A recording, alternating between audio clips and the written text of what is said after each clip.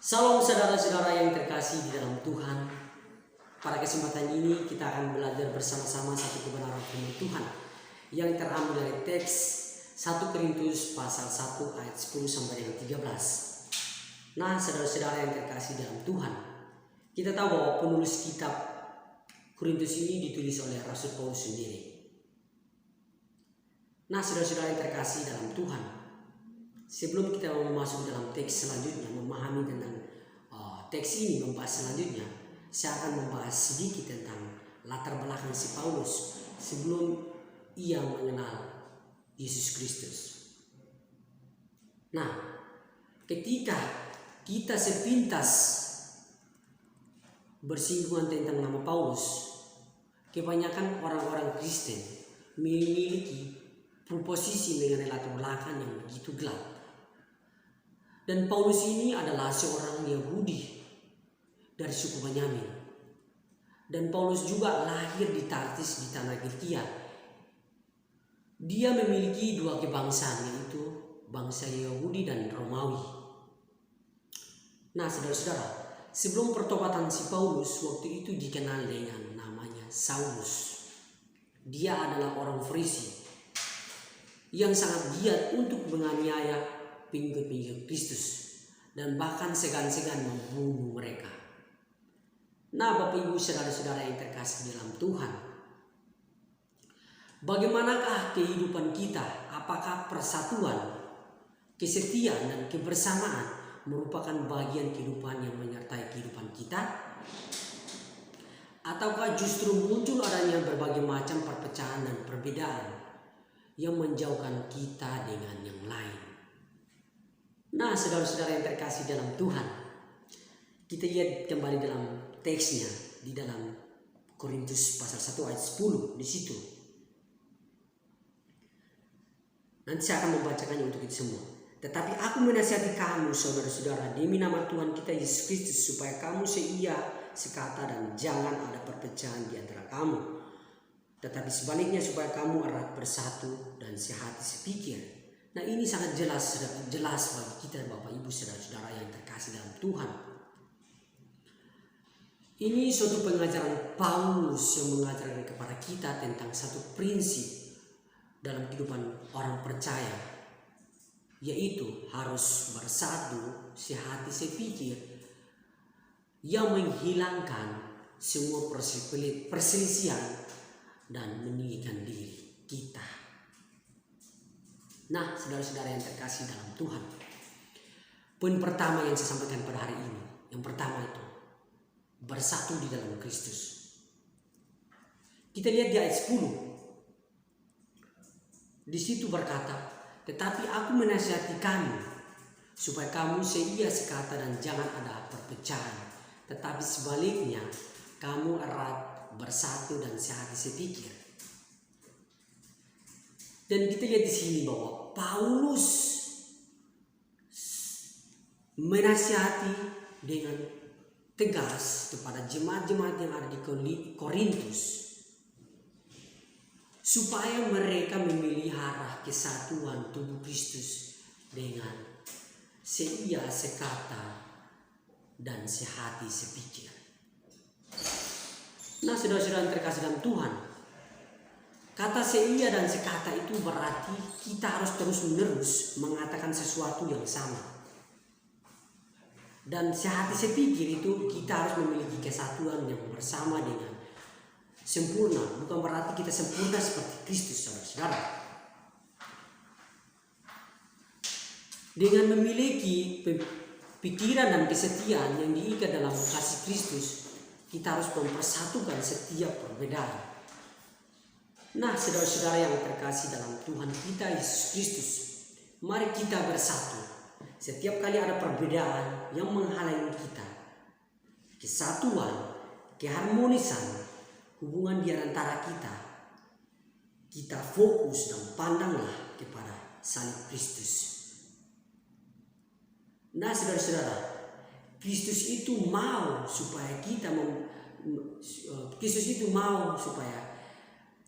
mempersatukan kita, dan itulah yang menjadi kerinduannya yaitu melihat umatnya bersatu. Nah, bagaimana saudara-saudara yang terkasih dalam Tuhan? Nah, kita lihat dalam kehidupan kita. Contoh kehidupan saya yang saya pernah alami. Perselisihan di antara saya. Contohnya dulu saya bersama teman saya. Saya pernah alami tentu perselisihan di antara kami. Contohnya saya dulu ketua kelas dan juga teman saya sekretaris di antara perselisihan kami. Dan kami mengalami suatu perdebatan yang tiap hari melakukan perselisihan di antara kami. Sehingga kesalahpahaman di antara kami. Sehingga kami tidak berpandang tujuan kami itu berbeda. Sehingga kami tidak ada bersatu. Dan perselisihan antara kami sehingga membuat kami menjadi terpecah gitu, tidak bersatu. Nah, saudara-saudara, tapi kami percaya bahwa berjalannya waktu kami bersatu kembali. Itu karena kasih Kristus di dalam kehidupan kami. Nah, saudara-saudara yang terkasih dalam Tuhan, poin kedua yang saya sampaikan kepada kita itu, jangan memuji pemimpin. Di sini Paulus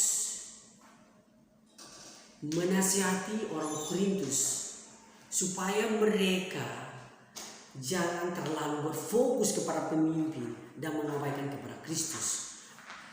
Dan ada beberapa golongan di dalam jemaat mereka sebagaimana mereka dilakukan oleh anggota keluarga Kloe. Kita lihat di ayat 11. Ada banyak yang mengatakan dari golongan Paulus, Apolos, dan Kristus. Dan kita lihat di kehidupan sekarang. Ini ada banyak orang Kristen yang tanpa sadar hatinya melekat kepada hamba Tuhan dibandingkan dengan firman yang disampaikan kepada mereka. Karena mereka mulai berfokus kepada pemimpin rohani bukan lagi kepada Kristus. Mereka lebih suka memuji manusia daripada memuji Tuhan. Ini sangat jelas dalam kehidupan kita di zaman sekarang, ibu saudara-saudara yang terkasih dalam Tuhan. Karena mereka itu melihat pendetanya berkhotbah bagus bahwa mereka datang. Ini tuh salah satu. Atau mereka khotbah, mereka menyampaikan khotbah yang membuat mereka itu tertarik gitu, suka. Baru mereka datang. Nah, saudara-saudara yang terkasih dalam Tuhan, mereka lupa, saudara-saudara, bahwa sehebat apapun hamba Tuhan, mereka hanyalah alat Tuhan. Kalau tanpa Tuhan atau tanpa roh Tuhan yang bekerja dalam hidup mereka tidak bisa berbuat apa-apa. Oleh karena itu, Paulus bertanya kepada mereka, apakah masing-masing golongan memiliki Kristus yang berbeda-beda? Bagaimana Bapak Ibu saudara-saudara? Tentu saja tidak, saudara-saudara. Karena itu Paulus bertanya lagi, adakah Kristus terbagi-bagi? Kristus tidak terbagi-bagi karena semua umatnya percaya merupakan kesatuan tubuh Kristus. Yesus sendiri pun berdoa kepada murid-muridnya supaya mereka bersatu. Nah, adakah Paulus disalibkan karena kamu? Ataukah adakah kamu dibaptis dalam nama Paulus? Jawabannya tidak ada, saudara-saudara.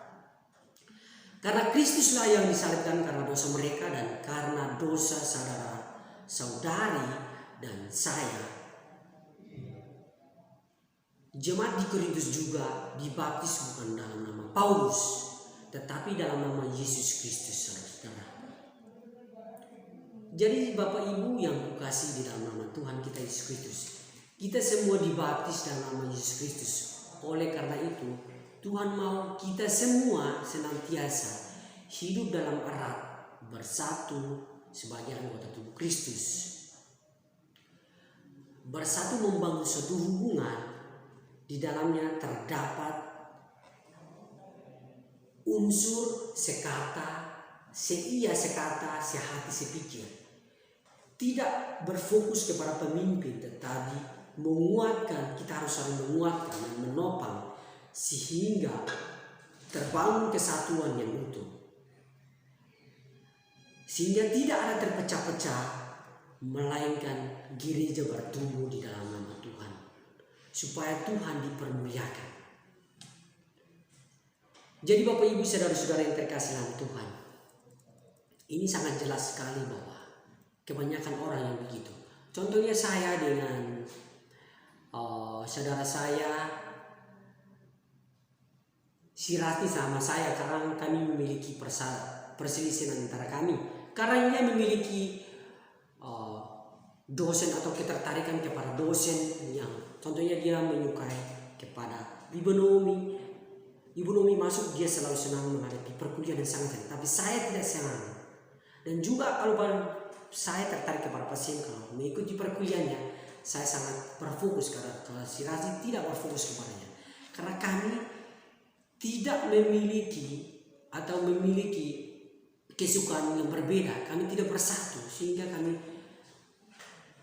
tidak memiliki tujuan yang sama. Nah, saudara-saudara yang terkasih yang dalam Kristus, semoga firman yang saya sampaikan kepada kita dapat diberkati, dan satu hal yang saya sampaikan kepada kita, belajar keteladanan si Paulus, kepemimpinan si Paulus, bagaimana ia merangkul orang-orang Korintus bisa bersatu kembali. Salah satunya itu membangun komunitas. Yang kedua adalah mengasihi semua jemaat. Dia tidak memandang rendah, dia mengasihi semua. Dan yang ketiga, tanggung jawabnya. Saudara-saudara, inilah kepemimpinan si Paulus yang kita pelajari. Jika saudara-saudara mau jadi seorang pemimpin yang berhasil, salah satu harus bertanggung jawab. Setiap ada masalah harus duduk di situ menyelesaikan masalah dengan baik. Semoga firman yang saya sampaikan dapat diberkati bagi kita semua. Tuhan Yesus memberkati. Salam.